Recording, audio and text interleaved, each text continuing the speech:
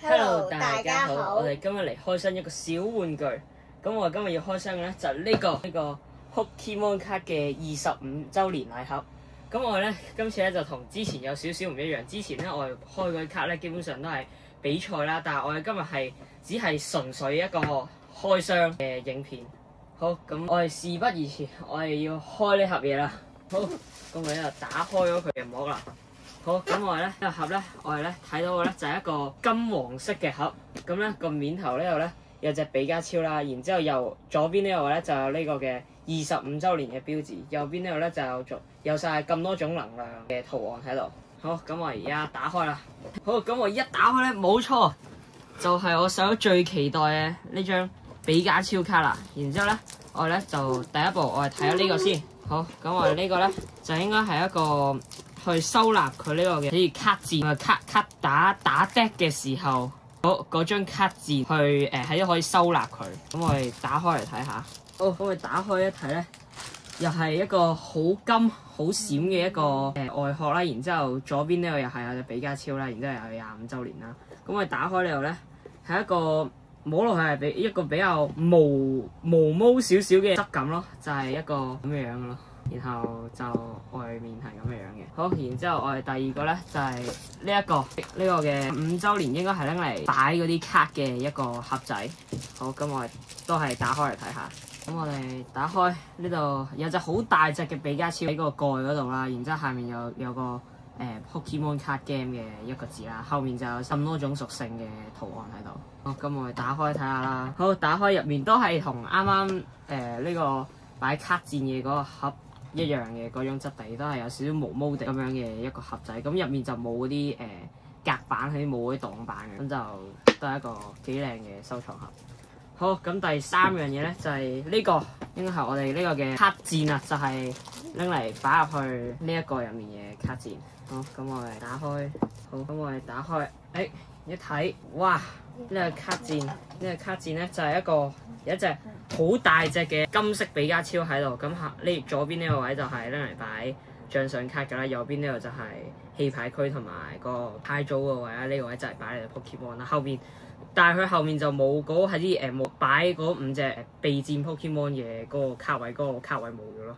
好，咁啊都係一張幾靚嘅拎嚟打 deck 嘅時候用嘅台墊。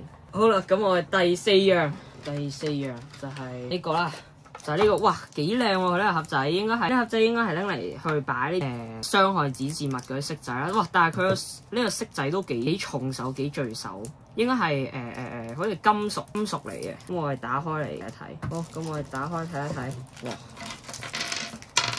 真係一粒純金色外殼，係啲金色嘅顏色嘅一粒色仔啦。咁就唔係我啱啱講嘅純金，應該係鍍金嚟嘅。好，咁呢個咧就應該呢個盒仔咧就應該係可以擺佢啲色仔嘅盒仔啦。咁我而家打開嚟睇下。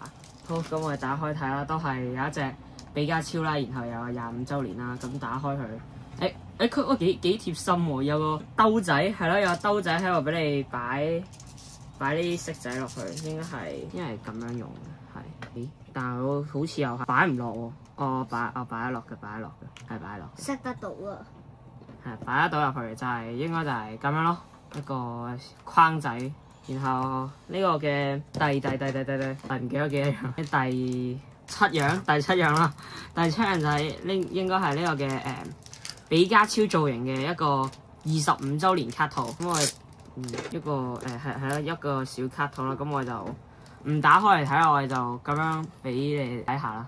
就係一個咁樣一個係咯，又係隻比加超25週年，然後有咁多種屬性，下面就有呢個 Pokemon Card Game 嘅字，然之後咧就應該係我細佬最期待嘅。好，咁我哋咧就係一打開，哇，漏出嚟添！一打開我哋咧就有呢個嘅比加超嘅 coins 啦，咁就係都係幾金下嘅一粒 coins，幾金嘅。咁呢一就應該都係可以拎嚟係啲擺喺入面呢度啦。然之後呢度咧仲有個中毒嘅，同埋呢個嘅應該係灼傷嘅嗰個傷害指示物嗰啲嘢啦。但係佢都係金屬，應該都係金屬嚟嘅，因為都幾重手下嘅。好，咁然之後咧呢一張咧就應該係我細佬最期待嘅一張卡啦，就係呢個嘅25週年嘅比加超 V 嘅一張卡。就係我細佬最期待嘅應該。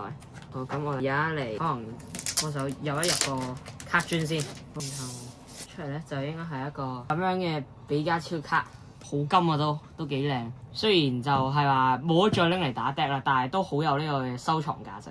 好，然之後咧就係呢個嘅25週年嘅精靈球，但係咧雖然佢話係精靈球咧，但係我唔知道點解佢下面仲有咁大沓嘅嘢嘅。我而家打開睇下到底係咩嚟嘅先。我或者係一模一樣嘅。好，我哋打開睇下先。好，出咗少少小意外，但係冇乜所謂嘅都得嘅。咁我哋應該都係一啲好靚嘅卡啦，就係一張精靈球嘅25週年啦。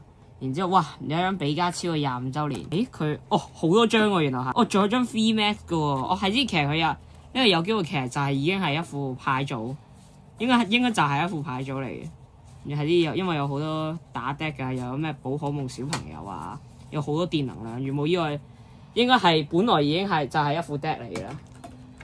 本身就已經係一副 deck 嚟嘅。好，咁我而家去幫呢一張卡去入一入卡台先。但係佢呢張卡好似開嗰陣時就好似有少微微地彎啊，可能係本來入呢個嘢嗰陣時已經有少少彎，因為擺入去都有少少難。好，吸翻埋啦，咁我哋好都係一張幾靚嘅25週年嘅精靈球。好，仲有呢張比加超，呢兩張就應該係呢盒嘢裏面最具收藏價值嘅兩張卡啦。我或者可能最貴嘅兩張卡。好，咁最後咧就應該係一個比卡超嘅卡包。咁呢個卡包咧就交俾我細佬去開啦。應該全部裏邊都係金屬嘅比加超。好，咁我哋呢度我細佬開啦。咁我哋第一張咧就係呢個嘅水能量閃嘅水能量，第二張咧就係呢個嘅25週年嘅索爾加雷歐，第三張就係呢個嘅萊希拉姆，第四張就係呢個嘅帕魯奇亞，第五張就係呢個嘅科斯莫姆。好，就係呢度嘅5張卡啦，就係嗰個卡包嘅5張卡。好，咁我哋而家嚟個小總結先。咁就係我哋今日咧，佢嗰盒嘢咧就有一包25週年嘅卡啦，然之後咧就有一個少少嘅收藏盒，就係咧可以拎嚟擺啲傷害指示物啊嗰啲啦。然之後咧仲有呢個嘅25週年比加超呢個嘅卡套啦，仲有呢個嘅拎收納嗰啲卡嘅一個盒仔啦。然之後咧就仲有呢個拎嚟收納佢呢個嘅卡墊嗰個盒仔同埋裏面嗰張卡墊啦。咁然之後就咧出乎意料地咧，我以為應該都係淨係得一張精靈25週年嘅精靈球啦。結果咧原來唔係嘅，結果咧原來後面係仲有一大堆嘅卡，應該係一副已經幫你整好嘅 deck 嚟㗎。應該我細佬最中意嘅咧就應該係呢兩張啦，就係分別係呢個嘅比加超25週年啦，係 free 嚟嘅，同埋呢個嘅25週年嘅精靈球，金色嘅，兩張都係金色嘅。好。咁我哋今日呢個嘅開箱片段咧就差唔多到呢度啦。咁我哋下次再有其他可以開箱嘅小玩具咧，就再同大家分享啦。咁我哋今日去到呢度啦，拜拜。